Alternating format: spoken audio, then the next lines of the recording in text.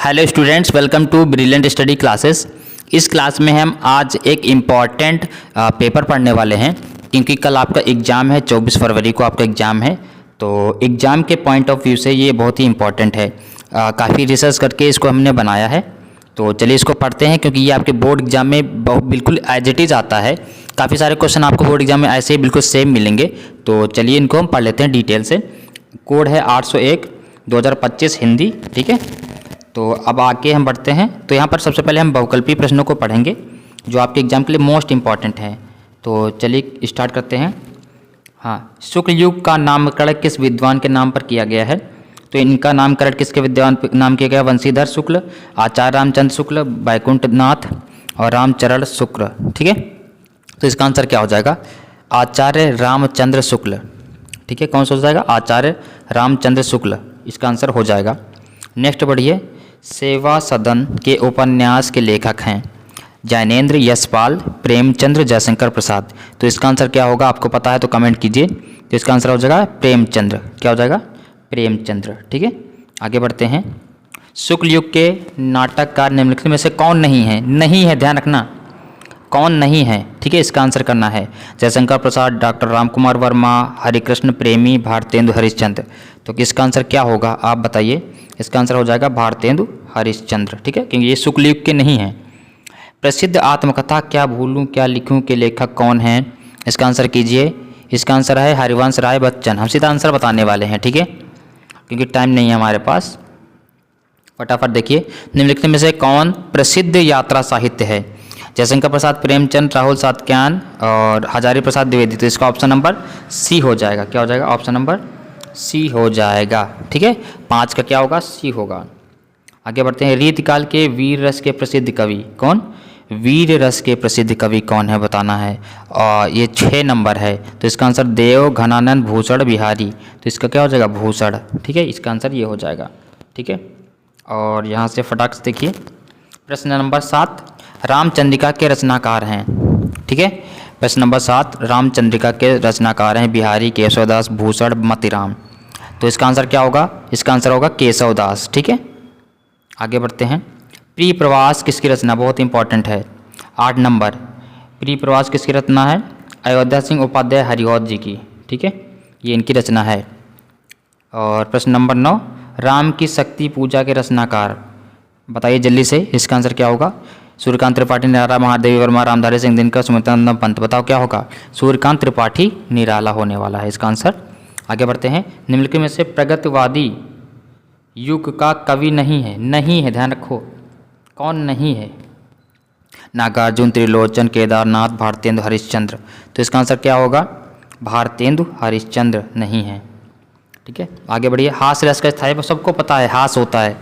फटाफट लगाओ, आगे बढ़ो, इसमें कोई टाइम वेस्ट करने की जरूरत नहीं है। मानो मानो जानो जानो जनु जानो। मानो मानो जनु जानो में कौन सा अलंकार होता है? उत्प्रेक्षा होता है, ठीक है। जिसमें ये शब्द मिल जाएं तो समझ लो उत्प्रेक्षा है, ठीक है। और लिखकर लोहित लेख डूब गया दिन मणि आहा, ठीक है। बताइए इसमें से कौन सा आपका है, यानी कि छंद है कि अलंकार है कि सोठा है कि बरवे है? बताओ, यहाँ ऑप्शन दिया गया है। तो सबसे पहले मात्राएं गिनेंगे। तो यहाँ पर एक मात्रा, एक मात्रा, एक मात्रा, एक मात्रा, इसमें 2 मात्रा, एक मात्रा, एक मात्रा, यहाँ पर आपके 2 मात्रा, यहाँ पर देखो 2, 2, 4, 5, 6, 7, 8, 9, 10, 11। 11 मात्रा पहले चरण में है तो सोठा हो जाएगा। सिंपल, फटाक से लगाओ। पहले चरण में 11 मात्रा हैं, ठीक है। आगे बढ़ते हैं। उपसर्ग से बना शब्द नहीं है? कौन उपसर्ग से नहीं बना? उपदेश भी बना है, देखो ये उपनाम भी बना है, उपवन भी बना है। देखो ऊपर बड़ा ऊ आ रहा है, तो ये वाला नहीं है। तो इसका आंसर ये वाला हो जाएगा। फटाक से आगे बढ़ो फटाफट। दैनिक शब्द में किस प्रत्यय का प्रयोग हुआ है? दैनिक में प्रत्यय की बात हो रही है, उपसर्ग की नहीं। प्रत्यय पीछे होता है। तो दैनिक में कौन सा शब्द है? जल्दी से बताइए। इसका आंसर क्या होगा? 15 नंबर का इक, ये वाला पहला नंबर, ऑप्शन नंबर ए। त्रिवेणी में कौन सा समास है? त्रिवेणी में कौन सा समास है? 16 नंबर। इसका आंसर क्या होगा? द्विगु समास, ऐसे में लिखा रहेगा द्विगु समास। इसका आंसर क्या होगा? द्विगु समास। आगे बढ़िए फटाफट। निम्नलिखित में से गंगा का पर्यायवाची नहीं है? जो नहीं है उसको बताना। भगीरथी, कालिंदिनी, सुरसरता, देव नदी। तो इसका आंसर क्या होने वाला? 17 का आपका ये कालिंदी, ये ऑप्शन हो जाएगा, ये नहीं है, ठीक है। इत्यादि शब्द का संधि विच्छेद बहुत इंपॉर्टेंट है। इसका क्या होता है, इत प्लस आदि यानी इत धन आदि, ये वाला ऑप्शन फटाक से लगाओ, आगे बढ़ो। ठीक है। फल शब्द का तृतीय विभक्ति बहुवचन क्या होगा, जल्दी से बताइए। फलय, इसका आंसर ये वाला हो जाएगा। नेक्स्ट, हसतु धातु रूप वचन और पुरुष लिखना है कि हसतु का क्या होगा, तो एक वचन प्रथम पुरुष, इसका क्या होगा, एक वचन प्रथम पुरुष। यहाँ पर हमने 20 MCQ कंप्लीट कर लिए हैं, इसका आंसर ये वाला होगा। ठीक है, 20 MCQ कंप्लीट कर लिए। अब बड़े क्वेश्चन देखते हैं। ये एक गद्यांश है, आप स्क्रीनशॉट ले लीजिए। ठीक है, ये फटाफट, ये बहुत इंपॉर्टेंट क्वेश्चन है। बात दूसरी बात जो संबंध है ना, बहुत इंपॉर्टेंट क्वेश्चंस हैं, स्क्रीनशॉट ले लीजिए फटाफट। ठीक है, ये देखो एक क्वेश्चन ऊधो वाला क्वेश्चन। ठीक है, यहाँ पर आप देख सकते हैं ऊधो वाला क्वेश्चन, सूरदास से लिया गया है ना, पढ़े हो ना सूरदास के पद। फटाफट स्क्रीनशॉट ले लीजिए। एक ये क्वेश्चन रहा, अथवा में है, एक करना होता, सब नहीं करने होते हैं। ठीक है, और ये देखो एक आपका गद्यांश मिला संस्कृत खंड का वाराणसी वाला, ये रहा। ठीक है, और एक देखो मानव जीवनस्य, ये रहा। ठीक है, उसके बाद ये आपका श्लोक में है, यहाँ पर एक श्लोक है, ये एक श्लोक ये रहा, बहुत इंपॉर्टेंट है। ठीक है, आगे बढ़ते हैं।